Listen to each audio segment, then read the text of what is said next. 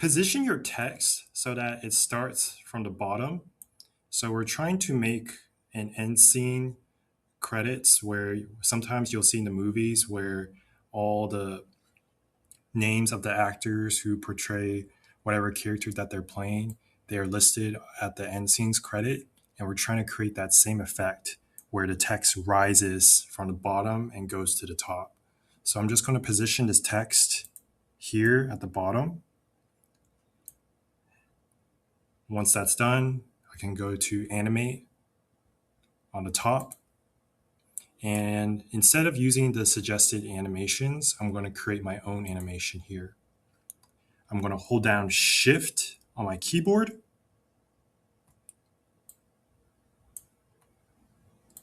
And drag this all the way to the top.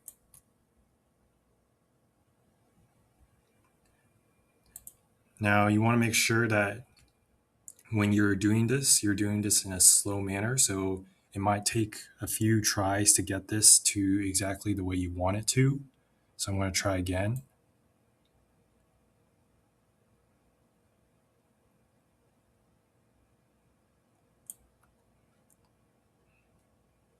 So it looks a little bit better. I can adjust the speed at which this goes. So I can make it either faster or slower, depending what I want. And if I preview this, so now it looks a little bit like what you see in the movies. So you can just replace the text here with your own text.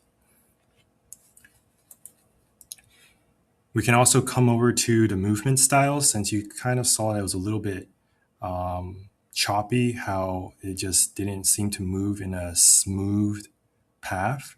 I can come over to movement styles, click on original, and select smooth. And so now if I go back to preview, this looks a lot smoother than the first try.